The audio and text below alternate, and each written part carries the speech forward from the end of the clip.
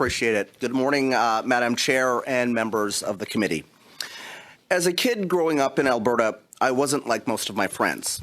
Every night, I watched The National with Knowlton Nash. He represented a public broadcaster that belonged to Canadians. Not to power, not to party, but to the public. And that is the CBC that I believed in. Now, many Canadians know the story about one of my tweets. In April 2024, I publicly stated that Canada Tonight had requested an interview with then CBC President Catherine Tate, and the request was declined.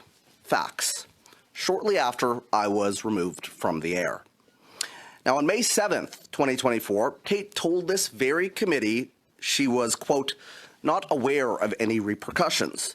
Yet 24 hours earlier, ATIP records show her vice president, Barb Williams, briefed her directly about my situation. Now that matters because trust matters. The tweet was not the beginning. It was the breaking point. For months prior, tensions had been building, not over performance, but over control. While I was publicly held up as a bold, diverse host, my ability to lead the very program carrying my face and name was quietly being stripped away. CBC's stated commitment to diversity contrasted with realities of tokenism. Still, I pushed forward, creating a nightly panel to showcase real diversity, including of thought. I questioned unequal pay. Why, for example, one contributor who was Indigenous always needed to be paid, while others weren't. When a prominent black journalist requested compensation after appearing doing the exact same job, I was told to reconsider booking him moving forward. I attempted to end this discriminatory practice. Instead, the panel was cancelled. When it came to politics, interviews were blocked under guardrails, governed by an internal document never made public, titled Parameters for Political Guests. Political access was centralized, booking decisions controlled elsewhere. It did not happen once. It became a pattern. It became the standard. Power in Politics, hosted by David Cochrane, was given gatekeeping authority over which politicians could appear on Canada Tonight. When I questioned that control and who was in control, I was viewed as disruptive. Now, at the same time, I raised concerns about a toxic environment. After I sat down with Speaker Greg Fergus for a conversation on Black History Month, Chief Political Correspondent Rosemary Barton circulated internal communications questioning my program, copying senior leadership, insinuating she or Mr. Cochrane should have done the interview. It was an intimidation tactic, which management ignored. I and others raised concerns about bullying behavior by senior figures, including Mr. Cochrane. But while he remained on air, I faced discipline and marginalization. Now, the transcripts of these meetings show the issue was not about my journalism, but about reputational risk to the corporation. I received a written warning carrying the threat of termination. I was placed under confidentiality restrictions that prevented me from correcting public and internal narratives. CBC silenced and intimidated me simply for trying to do my job and fulfill my public service role to Canadians. Now, this is not about left or right. It's not about one tweet or one career. It's about systemic control, tokenism, selective enforcement, and a toxic culture where intimidation went unchecked. When I refused to waive my rights under the Canadian Human Rights Act in a proposed confidentiality agreement right here, and a gag order, essentially, my role was not renewed. My union, tasked with protecting my rights as an employee, told me explicitly, quote, it's very much a normal thing that we use. After 25 years in journalism, my career ended. That dream I had as a kid of working at CBC shattered along with my trust in it. Now, inside the newsroom, the message was unmistakable and did not need to be spoken. I raised concerns. I challenged centralized control and bias. I fought for real diversity and equal standards. I tried to do my job as a journalist. Within months, I was pulled off the air, disciplined, restricted from speaking, stripped of my primetime program, and eventually out altogether. Now, if you were still working there, would you feel safe raising similar concerns? This is how silence becomes culture. It's how whistleblowers are intimidated. Public institutions do not weaken from scrutiny. They weaken when they avoid it. The CBC that I believed in was strong enough to withstand accountability. If it is to endure as a public broadcaster worthy of Canadians' trust and over $1.4 billion of their money, it must be strong enough to withstand it again. Accountability is not destruction, it is survival. Mr. Dhanraj, I'm just curious, there was a document that you talked about in your opening remarks called Parameters for Political Guests. Would you be willing to table that with the committee? I would. Perfect. Thank you very much. Appreciated. Now, I just want to get to the bottom of this. Can you talk a little bit about any pressure that you experienced at the CBC to shape stories in a particular fashion? Sure, I can, but I do want to spend part of my time, because I am here speaking, and this is my story, but over the past several days, and even when this story initially came out, there have been other CBC employees, current and former, that have come forward to me that are afraid to speak out publicly, and they have sent me some statements. So I'd like to, if I can, read into the record some of what I have been getting from current and former employees. This is a current employee at the CBC. I've been with CBC for 10 years, and I have witnessed and experienced multiple incidents of the misuse of taxpayer dollars, racism, favoritism, nepotism, sexual harassment, and verbal abuse. And then she goes on to outline specific examples. This next individual was someone that you would all know if I said their name. They left the CBC after a 10-year career.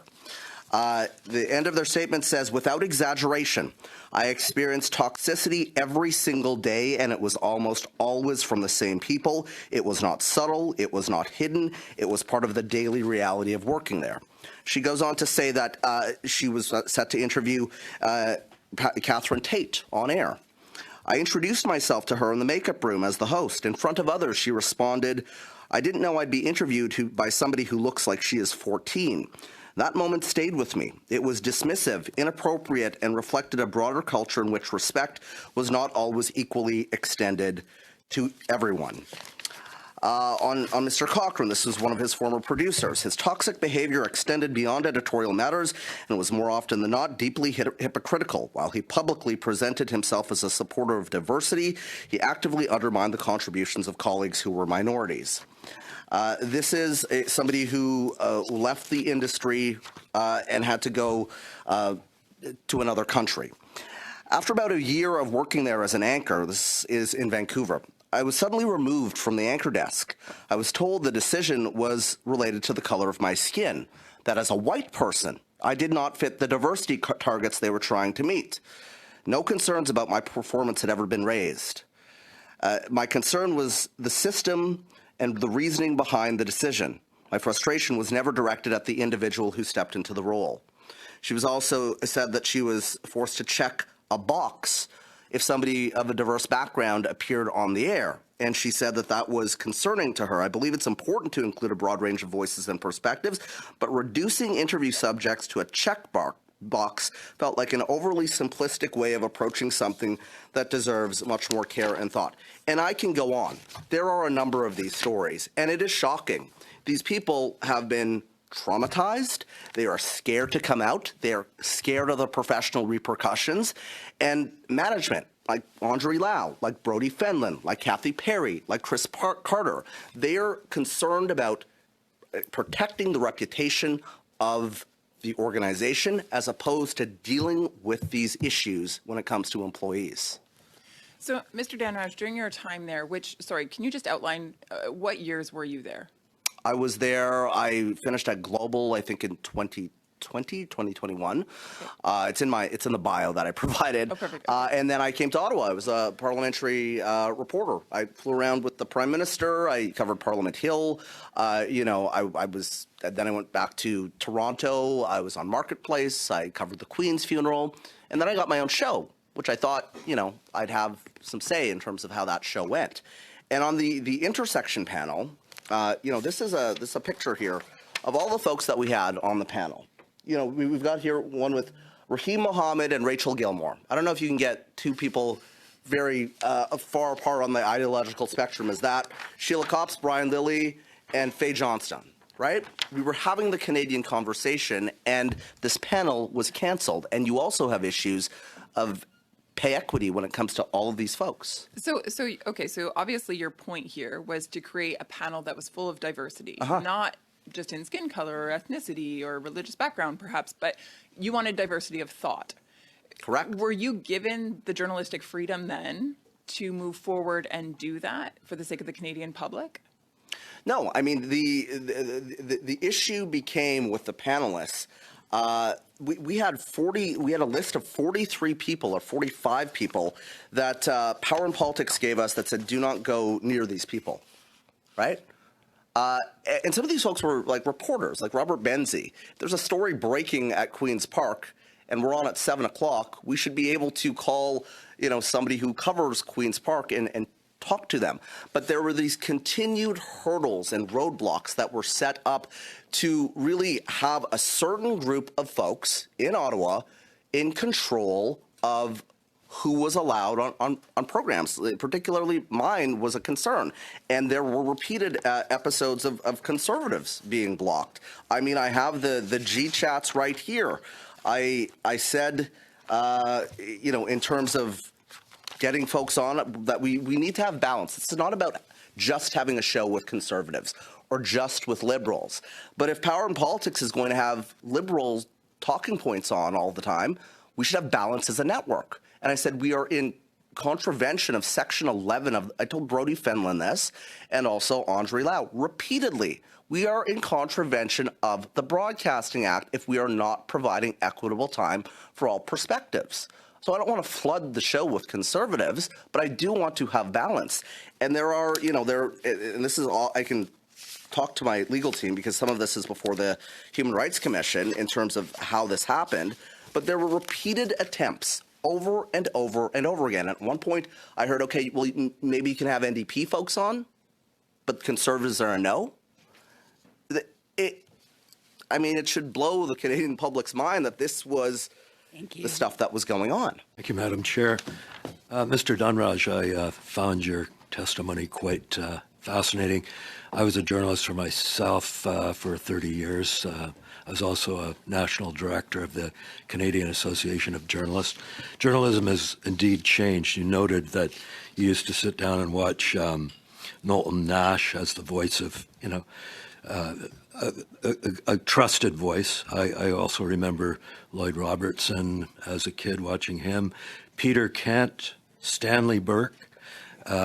Ironically, Peter Kent stepped down in 1978 after criticizing political interference from the Liberal Prime Minister. So the CBC does talk about being diverse, inclusive, fair and balanced, yet one of the CBC's premier segments is something called At Issue, which features Toronto Star journalist Chantal Hebert, Athila Raj, and Globe and Mail journalist Andrew Coyne. In what universe is this diverse, fair, or balanced as a news panel? Well, I mean, the National makes their own decisions, I suppose, in terms of who they put on that panel. And it's Rosie's panel, so Miss Barton's panel. So I guess you can have to talk to her about the editorial decisions. But what I was attempting to do on this program was have that diversity of opinion. And when they canceled the panel, I sent a note to panelists asking for feedback, and I was disciplined for that. And I just want to talk about this NDA that I got, because it's important, because I was raising concerns about editorial, and I was slapped with this NDA here, which is a practice that the CBC is using frequently, which was raised by Dave Seglins, and you guys all have the paper. Dhanraj has considered whether he has a human rights complaint with respect to the issues in dispute, and by his signature below confirms that he does not. Further, he confirms that he seeks no right or remedy under the Canadian Human Rights Act as amended with respect to the issues in dispute, and any such claim is barred by this agreement. That should be shocking to every member on this committee. And I hope that other members on the committee take an interest in terms of the issues that I'm outlining here, because it is very important. We should not have a public institution silencing their own employees and having them waive their rights under the Canadian Human Rights Act. That should be shocking. Getting back to the bigger issue of the fairness and balance in news, you mentioned at one point that CBC management actually prevented you from interviewing conservative leader Pierre Poilievre on your show. Can you describe what happened there? Yeah, well, I basically wasn't allowed to pick up the phone and talk to conservatives. I have some G chats here, which I just want to, read you part of this. I'm talking to my senior producer. I'm saying, okay, this is an editorial discussion. Can we get a conservative perspective on this is essentially what I'm saying. It is a no to the conservatives, I'm told. We can't chase anyone from the entire party. The chase is with PNP. So if Power and Politics is not able to secure a conservative or somebody that presents an alternate perspective, then we are not allowed to. I'm told at one point, we're sure that there's a myriad of other types of interesting guests that you can chase outside of the conservatives. Can I be included on conversations with Power and Politics? That's not how we work. I say to management, by playing petty office politics, we feed into conservative narratives that we have a bias against them. Canada Tonight is a melting pot of news of the day, and politics and decisions from it largely impact Canadians. So we need flexibility to respond to emerging stories. So yes, I wasn't even allowed to pick up the phone and call to request Pierre Poilievre. Look at what happened when I had Melissa Lantzman on my show, right? I was threatened to be pulled off the air, which CBC then said in a news statement they didn't threaten to do that. There are recordings of them trying to do this. Why do you think they were doing that? I mean, there's an effort to essentially protect those in Ottawa in terms of their perspectives on these things, in terms of who they want on the show. It should be about, we did an interview with Karen Johnson, my co-host on the new podcast I'm doing. It is out right now. She's another former CBC employee that is talking about the toxic culture. She said that she alleges that she was called a brown Barbie, a bimbo, but she says that it's a very high school culture. And these are things that this is fine. If you have hosts doing that, it's not fine, but but management, you are responsible for dealing with it. And so if management is not going to do anything, if the president of the CBC is going to come here and expect a tongue lashing and then be able to go back to the CBC and continue to get funding without accountability, these practices will continue. So shame is clearly not enough to get the CBC to a place where they will hold themselves accountable. So it's incumbent upon this committee to do that. Thank you. Mr. Dhanraj, I'm just curious, in your other remarks, or your previous remarks, I should say, sorry, you mentioned that there was a blacklist of, I think you said 45 people who were not permitted to appear on the CBC, and that this list came down from management. Would you be willing to table that list with committee today? Yes. Okay, thank you. Mr. Dhanraj, I'm curious, during your time, or do you have knowledge of the PMO, the Prime Minister's office, ever talking to the CBC with regard to how a news angle should be covered or taken, or content that should be reported on? I know concerns were raised. I know concerns were raised from people that were on Power and Politics. I have documentation related to those concerns being raised. And I know that the folks that raise these concerns, they're fearful of, exactly the same thing that all of these other folks are fearful of, right? Professional reprisal. But I also know that this was raised repeatedly. And whether or not there was influence from the former Prime Minister's office in terms of editorial decisions that were being made on Power and Politics or not, even the allegation of that on its face needs to be investigated. And from my understanding, and CBC can put out a statement correcting me if I'm wrong on this, I don't think that there was ever an investigation. That is a serious concern, right? I mean, if there are repeated allegations made about perhaps there's too much influence here. Now, let me just say this as well. I was a reporter in Ottawa. I've been at Queen's Park. I was the Queen's Park bureau chief for Global. Reporters have sources. We all know that. But there's a line where that leads into editorial decision-making, and you have to make sure that that is clear. And if there's even an allegation that that may have been crossed, you have to look deeper. I guess to that end then, we know that public trust toward the media in general is on the decline. We know that that is true with the CBC. There's no exception there.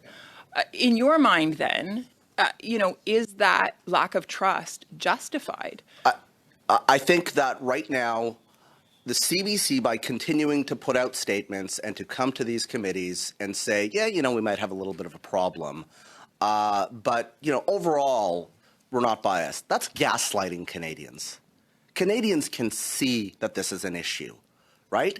And this is folks have accused me of coming here being a cheerleader for the Conservatives. I am not a cheerleader for the Conservatives. I'm sorry.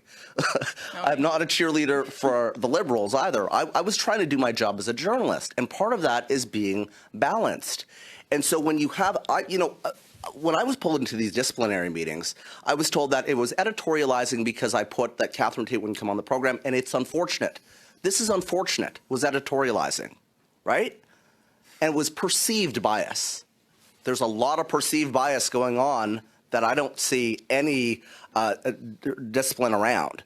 So I think CBC needs to have, a wake-up call here in terms of accountability. And really, that's incumbent upon this committee. I have made recommendations. There are 11 recommendations in terms of how to, move some of this forward. When it came to Mr. Cochrane, this is during the convoy, for example. We were talking about Tamara Litch, who was an individual who was involved in the convoy. We were doing a story around that. Off-the-hand remarks can be made at times. And I said, I think that she has a couple of different last names. People who live in trailers usually do. Okay, off-color remark. But if this is a pattern, right, you have to, if your staff on your own show are raising this, if people are leaving the program, you have to look a little bit deeper into it, as opposed to pulling me off the air for saying it's unfortunate the president didn't come on the show. So the Canadian public is paying for this to the tune of about $1.4 billion. And then, of course, the government also increased that by an additional $150 million. At the end of the day, then, the public is the shareholder and also the ones that are supposed to be benefiting from this news coverage. In your estimation, what changes are needed to actually restore that trust? Well, I think that there needs to be an overhaul when it comes to management. You have my specific recommendations, but I will also say this. I am not here as somebody who does not believe in public broadcasting. I was on Jonavision. I started as an audience coordinator when I was 19 years old at the CBC. I worked on the Air Farce. I worked on the Red Green Show. I then left. I came back. I worked at CBC Edmonton. I worked at CBC Toronto. Left. Came back again. I took a pay cut to come back to the CBC. I used to walk around the CBC Broadcast Center when I was 19 years old and sneak into the newsroom, and I thought, I want to be at this place at some point. This is the heart of this building, the news organization. And it has gotten so far away from what it was. The CBC should not be a polarizing force. It needs to bring Canadians together, and it has the infrastructure to be able to do that. But until there's a recognition of the problem from management, nothing will happen. And they fail to recognize this. I would be willing to sit down tomorrow with the new president to talk about some of this stuff, right? But good people are leaving, they're being forced out, and their concerns are being dismissed because it's about protecting reputation. Well, here's some news. I don't have to be wanting to destroy the CBC because management and executives are doing a great job of that on their own.